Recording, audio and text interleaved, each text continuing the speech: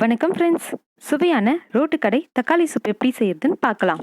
அதுக்கு முன்னாடி நம்ம வண்ண சமையல் சேனலை சப்ஸ்கிரைப் பண்ணுங்க, அதோட பெல் ஐக்கானையும் கிளிக் பண்ணுங்க. ஒரு பாத்திரத்தில் ஒரு கிளாஸ் தண்ணி விட்டு தக்காளியை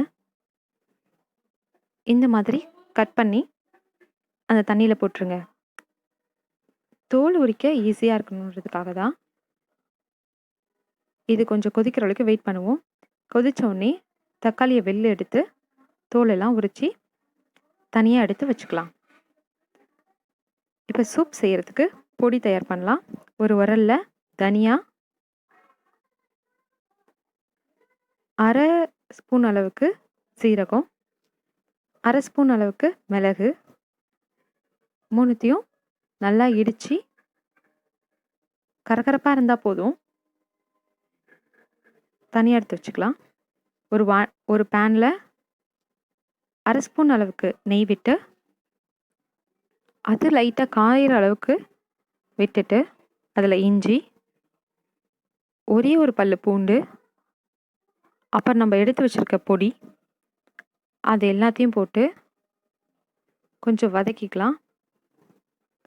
அதில் நம்ம எடுத்து வச்ச தக்காளியும் போட்டு லைட்டாக மசிச்சு விட்டுக்கலாம்.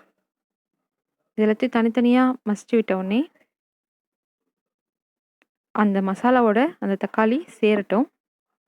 இந்த அளவுக்கு வந்த பிறகு தண்ணி விட்டுக்கலாம். தண்ணி அதெல்லாம் ஒன்றா சேரத்துக்காக தான்.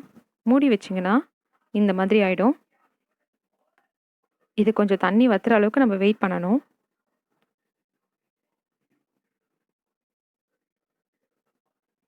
அப்போ தான் நம்ம அரைச்சி எடுக்கிறதுக்கு வசதியாக இருக்கும். இந்த கலவை எல்லாம் நல்லா சேர்ந்து வதங்கி வந்துடுச்சு. இதை ஒரு மிக்ஸி ஜாரில் போட்டு அரைச்சி எடுத்துக்கலாம். இந்த மாதிரி வந்த உடனே இது ஒரு வடிகட்டி எடுத்து வடிகட்டிக்கலாம். தண்ணி நம்ம சேர்த்துக்கலாம், எவ்வளோ நமக்கு சூப் வேணுமோ அந்த பதத்துக்கு. வடிகட்டினதில் ஒரு கிண்ணத்தில் 1/2 ஸ்பூன் அளவுக்கு சோள மாவு போட்டு அந்த தக்காளி கொதிக்க வச்ச தண்ணியை எடுத்து ஊற்றிக்கலாம். கரைச்சி ஊற்றிக்கலாம். இது நல்லா திக்னஸ் கொடுக்கும், சூப்பும் ரொம்ப நல்லாயிருக்கும். இதில் 1/2 ஸ்பூன் அளவுக்கு சர்க்கரை சேர்த்துக்கலாம். சர்க்கரை சேர்த்துட்டு இதை லைட்டாக கிளறி விட்டுருங்க.